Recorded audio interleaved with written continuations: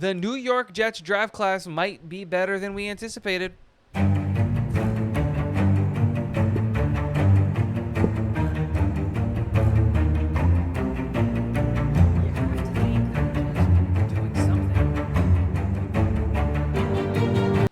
What is going on, guys? Welcome back to Talking Jets with Tigo. My name is Tigo, and today I want to talk about an interesting point brought up to me by one of my commenters, Latin Rulin. Thank you very much. Is it Rulin, Ruben? I can't remember. I can't read my own handwriting.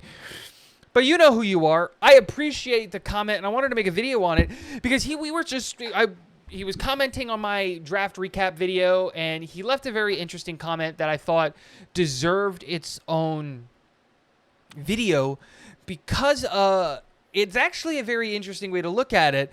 And so his comment was the New York Jets draft might have drafted the guys that we drafted because of the new hip drop tackle. And then I took it even further, going to think, like, if we look at philosophically the way that Joe Douglas has drafted offensive weapons in the past, he kind of makes a lot of sense, right? Because his first draft was in 2020. And when we look at the skill positions that he took in that draft, he took wide receiver Denzel Mims in the second and running back LaMichael Pirine in the fourth. And while I don't remember LaMichael Pirine's scouting report all that much, Denzel Mims was a speed, take the top off of you, tall, supposed to be a contested catch guy at the next level. Like, that's what he was kind of supposed to be, right? But just speed and athleticism, and you're supposed to be a guy who's just going to burn you. It's not really a guy who's looking for contact.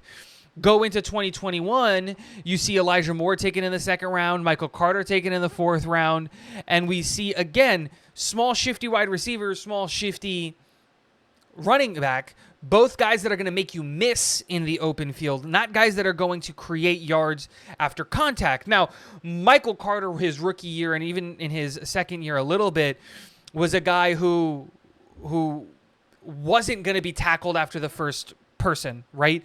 And had incredible contact balance, and we saw all of that. But coming into the NFL, he was a small, shifty wide receiver that was supposed to make men miss in open space. He was supposed to make the first man miss, and that's what he did exceptionally well. And Elijah Moore was sold to fit that bill as well.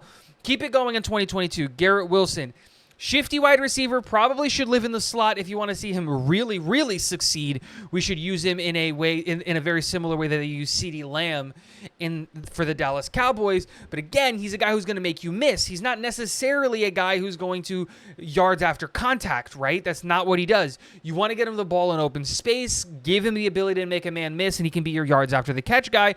Breece Hall can kind of do it all, but he's also... I'm not saying that he's not looking for contact, but that's not his game. And then last year with Israel Abanikanda being just a pure speed guy, right? Like, that's what he was, just speed. And now you see a drastic change in philosophy. Malachi Corley is a slot wide receiver. Well, so is Elijah Moore. And they could not be further apart from the types of players that they are. Malachi Corley is a yards after the catch guy. He's a yards after contact guy. He's a guy who's looking to put his shoulder into the chest of a human being. Braylon Allen is massive, and he is runs aggressively, runs hard, and is seeking out contact. Now, he can make a man miss, not all that well, but he can. But his game is yards after contact. That's what he's going to do. And then Isaiah Davis is another guy who runs hard, runs aggressive, and is a yards after contact kind of runner.